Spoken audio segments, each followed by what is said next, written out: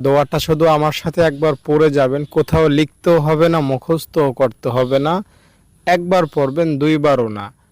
আপনার গোটা জীবনের জানা অজানা যত গুনাহ আছে সব মাফ হবে।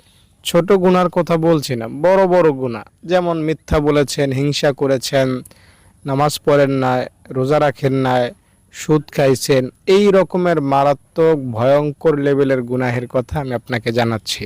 ইনশাআল্লাহ এই দোয়াটা এতই অ্যাকশনে ভরপুর, যেই পড়বে সাথে সাথে অ্যাকশন।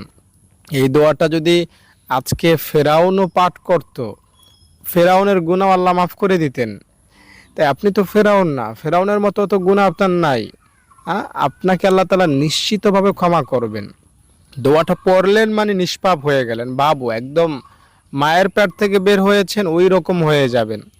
হাদিস শরীফে এসেছে, নবীজি বলেছেন 5 বার যদি কেউ গোসল করে তাহলে তার শরীরে যেমন ময়লা থাকতে পারে না, 5 ওয়াক্ত নামাজ পড়লে তার কোনো গুনাহ থাকতে পারে না। আরেকবার নবীজি একটা শুকনো ডাল ঝাড়লেন সাহাবীদের সামনে, সব পাতা একটা একটা করে পড়ে যাইতে লাগলো। তো নবীজি বললেন যে বান্দার গুনাহকেও আল্লাহ তাআলা এভাবে আমলের উসিলায় মাফ করে দেন, সব গুনাহ ঝরে পড়ে যায়। আর একটা হাদিসে পাওয়া যায় সুবহানাল্লাহ আলহামদুলিল্লাহ আল্লাহু আকবার কেউ যদি নামাজের পরে 33 বার পড়ে, তো তার গুনাহ যদি সমুদ্রের ফেনা পরিমাণও হয় কোনো ব্যাপার না, আল্লাহ মাফ করে দেন। তো আল্লাহ তাআলা বান্দার গুনাহ কয়টা ওদিকে তাকান না, আল্লাহ তাআলা বান্দার দিকে তাকাইয়া বান্দাকে ক্ষমা করে দেন।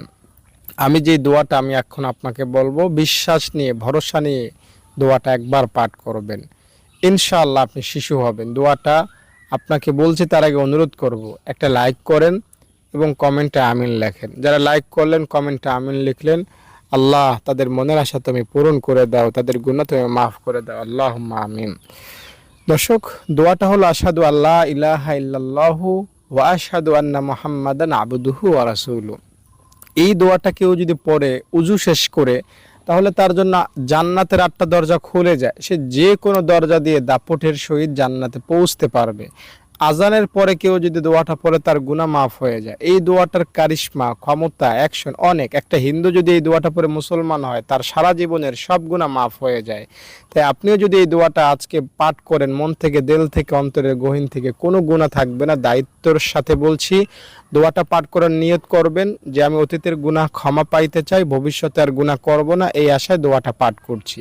ব্যাস, তাহলেই আপনার সব গুনাহ মাফ হবে, শিশু হবেন, নিষ্পাপ হবেন, কোনো গুনাহ থাকবে না। যদি ভিডিওটি ভালো লেগে থাকে লাইক করে যান, কমেন্টে আমিন লিখে